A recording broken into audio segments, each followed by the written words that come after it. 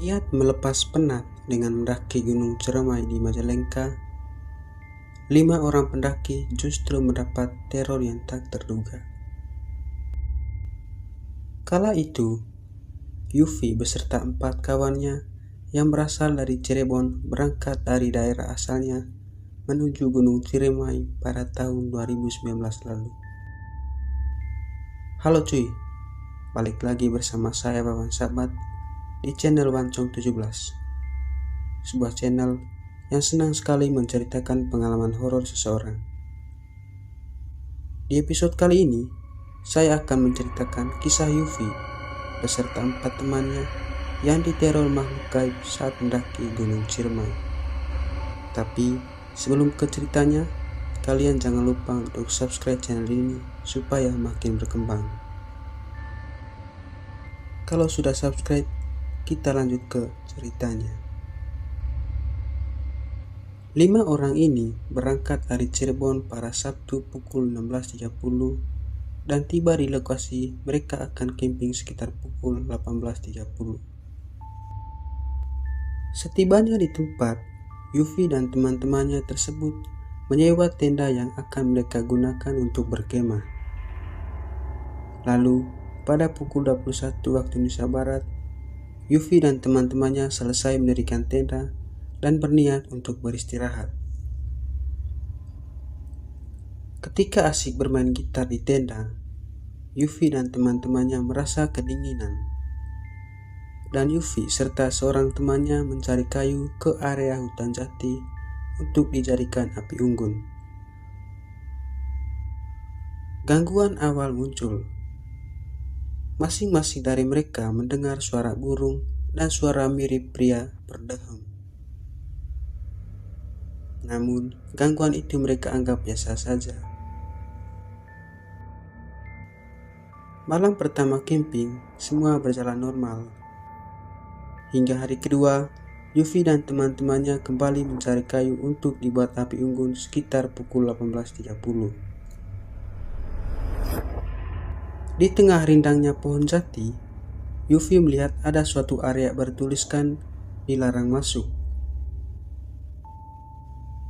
Karena penasaran, Yufi malah nekat memasuki area terlarang itu dan dirinya melihat sosok perempuan di sana. Saya masuk ke area itu. Ada seorang cewek di bawah pohon jati itu. Saya shock. Kok malam gini ada cewek minta tolong bawain barang? Saya ikutin cewek itu sampai ke kuburan. Saya lewati kuburan itu dan cewek itu masuk ke dalam gua. Kata Yufi. Di dalam gua itu, saya kayak gak sadar dan berusaha mau keluar lagi. Ada sosok tinggi besar di belakang saya dan saya kaget. Saya berusaha keluar lagi, lari, tapi gak bisa, karena ngerasa ada yang narik kaki gua. Ucap Yufi. Yufi menambahkan bahwa ia sepintas melihat sosok anak kecil sedang berlari mengitari area kuburan di luar gua. Yufi terus melawan sosok gaib tinggi besar yang memegangi kakinya, namun tak berhasil. Di sisi lain, sang teman yang menunggu di tenda bingung karena Yufi tak kunjung kembali dari mencari kayu. Mereka memutuskan ke pos penjaga area camping dan bertemu dengan seorang kuncen.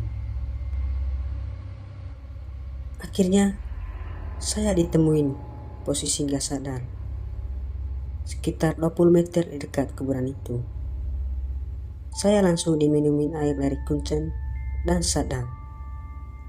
Tapi, saya merasa masih ada yang ngikutin saya. Tutur Yufi. Menurut pengakuan kuncen, area terlarang itu merupakan kuburan keramat yang biasa digunakan sebagai tempat pesugihan. Pernah ada pembunuhan suami istri sebagai tumbal pesugihan, tepat di pohon jati dekat kuburan itu. Tepat di hari ketiga, yakni hari Senin, Yufi dan temannya pulang. saat perjalanan, mereka sempat singgah di sebuah warung milik warga Sadarehe dan berbincang soal kuburan itu. Ternyata di tempat itu udah banyak korban, bukan suami istri itu saja. Kata Yufi menceritakan jawabannya warga Sadarehe yang ia ajak berbincang pada saat perjalanan pulang. Tibalah Yufi di rumah pada malam hari. Usai berbincang dengan teman-temannya, mereka pun pulang. Yufi yang merasa capek memutuskan untuk tidur. Saat tidur itulah teror sosok gaib di lokasi camping berlanjut. Pas tidur itu, saya diirap-irap sama sosok tinggi besar yang saya lihat pas gue di dekat kuburan. Saya langsung kebangun dan wudhu. Paginya, saya cerita ke orang tua dan akhirnya pergi ke kiai. Dari kiai itu, saya dikasih air doa dan batu pelindung dari aura negatif. Saya disuruh taruh Al-Quran juga di tempat tidur. Pas sampai rumah, batu kecil merah itu ditaruh di bawah kasur. Airnya diminum sama dicipratin ke tempat tidur. Sempat mengaku beberapa hari tak mendapat gangguan, Yufi kembali mendapat teror sosok tinggi besar itu saat tidur dan mandi. Hingga akhirnya datang saudaranya. Ia bercerita soal teror gaib yang dia alami. Saya akhirnya diruqyah dan dipesanin sama saudara kalau datang ke tempat banyak pohon atau angker harus sopan, ucapin salam. Di akhir kisahnya, Yufi kembali mengingat ucapan sosok gaib tinggi besar itu yang berambut panjang yang ia temui di kuburan keramat itu. Katanya, "Di sini harus sopan, gak boleh gerasa gerusuk sembarangan aja jalan-jalan.